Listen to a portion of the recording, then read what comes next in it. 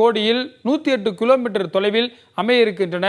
இதில் 3 வழித்தடங்களும் 116 ரயில் நிலையங்களுடைய பெயர்கள் வெளியாகி இருக்கின்றன. முதல் வழித்தடம் கிட்டத்தட்ட 46 கிலோமீட்டருக்கு 50 ரயில் நிலையங்களோட வருகிறது. மாதவரம் டு சிறுசேரி பாதை.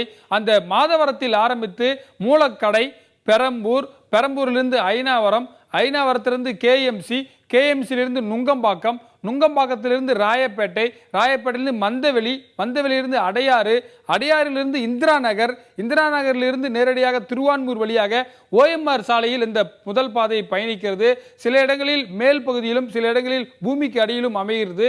இதிலிருந்து நேரடியாக சென்று நேரடியாக செம்மஞ்சேரி வழியாக சிறுசேரி இந்த முதல் வழித்தடம் அமைகிறது. இரண்டாவது வழித்தடத்தில் அமையக்கூடிய ரயில் நிலையங்கள் குறித்து பார்க்கலாம். இரண்டாவது வழித்தடம் மாதவரத்திலிருந்து சோழிங்கநல்லூர் வரை 44.66 கிலோமீட்டருக்கு 46 ரயில்வே ஸ்டேஷன்ஸோட வருது. அதற்கான ரூட்ஸை நம்ம பார்த்துடலாம். மாதவரத்திலிருந்து ரெட்டேரி வழியாக கொளத்தூர் ரயில் நிலையம் வருகிறது. கொளத்தூரிலிருந்து வில்லிவாக்கம், வில்லிவாக்கத்திலிருந்து நாதமுனி ரயில் நிலையம் வருகிறது.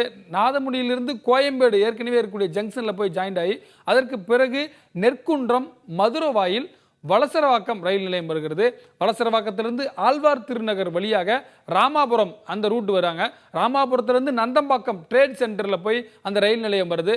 நந்தம்பாக்கம் ட்ரேட் சென்டரிலிருந்து புழுதிவாக்கம், மடிப்பாக்கம், கீழ்கட்டளை வழியாக மேடவாக்கம் வரை அந்த ரூட் அமைகிறது. மேடவாக்கத்தில் ரயில்வே ஸ்டேஷன் வருது.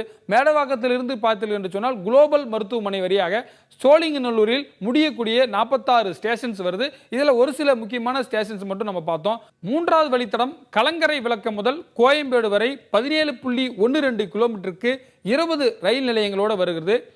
லைட் ஹவுஸிலிருந்து பட்டினம்பாக்கம், பட்டினம்பாக்கத்திலிருந்து ஆழ்வார்பேட்டை, ஆழ்வார்பேட்டையிலிருந்து அடையார் கேட் ஹோட்டல் வழியாக நந்தனம் ரயில் நிலையம் வருகிறது. நந்தனத்திலிருந்து டி நகர் இருக்கக்கூடிய பனகல் பார்க் மெட்ரோ ஸ்டேஷன் வருது.